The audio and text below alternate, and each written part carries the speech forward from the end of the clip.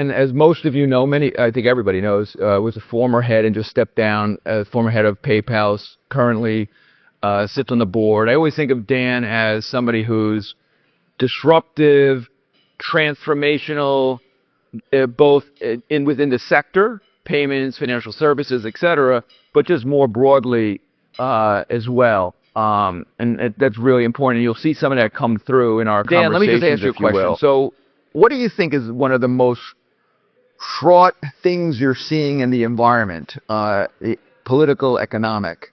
The thing that's most on the minds of CEOs right now, though, is the impact that technology is going to have and what the second and third order impacts of that will be.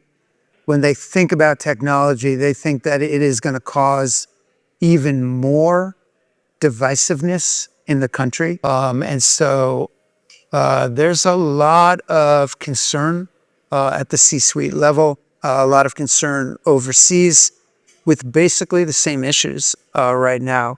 Where do you see globalization in this whole picture here? And I'm also thinking about supply chains and how that impacts it. So you got the political side, you got the business economic side of that. Again, love to hear your thoughts on that. Well, the one thing that the Republicans and Democrats agree on is that this is a kind of an economic and superpower race against China. And the one thing that confuses business leaders right now is exactly what does that relationship look like going forward. And therefore, you're seeing supply chains kind of move out of China. That's going to take 3 to 5 years for that to be complete. It's going to cost more money coming out of it. With the exposure, when was it, a year or two ago, of Volt Typhoon, based on the conversations you're having, sort of what does all this mean in terms of our investments and our policy around cyber? Cyber is probably one of the biggest existential threats that we face right now. Everything that we do is based on software right now. The elevators we ride in, the planes that we go in, military equipment, dams, our electrical grids, our financial system, it's all based on software. In the cyber community, we say that there are 2 types of companies. Dave and I talked about this. There are companies that have been breached or hacked, and there are companies who don't know that they've been breached or hacked. But here's the thing about that. Hacktivists have like a 1% success rate of getting through the best cyber defenses. They're not incredibly sophisticated, should be able to stop them all the time. Cyber criminals have about a 15% shot at going through your defenses. State-sponsored are between 98 and 100% successful if they target you. But by the way, just to be clear, like as good as China is, I think still the U.S. is probably the best cyber practitioner in the world. Where do you see the state of AI now, and how do you see the market structure evolve over time? Let me start with this. The next generation of AI, ChatGPT-5, I'm not sure if any of you have seen GPT-5 yet. It's being tested. It's ready to go. But it won't be released for a little while because the next version of ChatGPT-5 will be a freak out moment for humanity. That's the best way to describe it. It is going to be between 15 to 25 times more powerful than ChatGPT-4 was. It will basically be reasoning. You will ask it a question, and it will understand, why are you asking me that question? And with what tonality are you asking me that question so that I can respond back? The implications of this is in the next 1 to 3 years, you're going to see between 15 and 35% less people inside of companies. You'll have almost 80% of your customer service functionality gone. You will have between 25 and 45% less software engineers. You're going to see a 50% reduction in the legal functions of corporations. You're going to see a 50% reduction in marketing functions, in analysts, research, and organizations will go from being triangles to being rectangles and skinnier rectangles.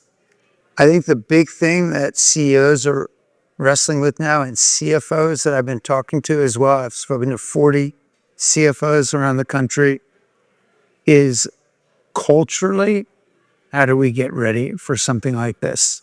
In a world and a country that is so polarized and divided today already, and then, you think about, well, what does that do to taxes? It reduces them, obviously. It reduces the amount of government services, and it truly becomes a threat to democracies where you already have authoritarian regimes popping up all over the world. You're sitting around board tables. You hear a lot about, of course, cyber threats, public companies, PE-backed, VC-backed.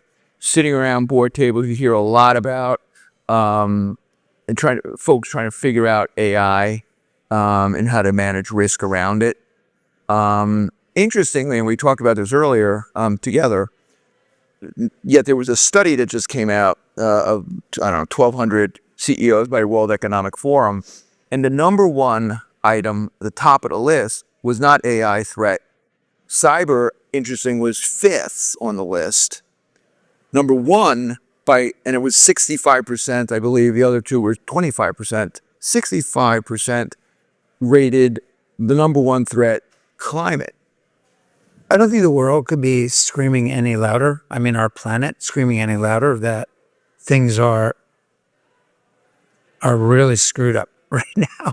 I mean, you have record temperatures every single month now, growing exponentially. Yeah, you have coral bleaching going on, seas rising, hurricanes getting stronger, fires everywhere.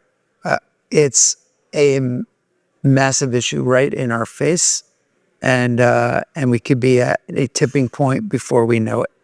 For businesses, is a real supply chain issue because you have hurricanes, you have typhoons, you have things that disrupt concentration of supply chains. You really need to now look at the diversity of your supply chain and understand where every component part comes from. As you talk to the CEOs you talk to, but if you were advising any of us in this room about sort of what does good look like in terms of the leadership traits that you think will matter for future leaders? I think the most important leadership trait by far and away right now is you ought to be about as humble as you possibly can be, because I promise you, you do not know it all.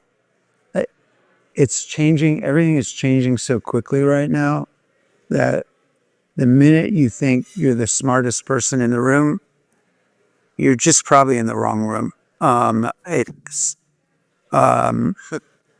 You have to be open to listening, learning, thinking radically differently. You cannot steer the boat by the wake of the boat anymore. Thanks again, and thanks, James, for coming out as well.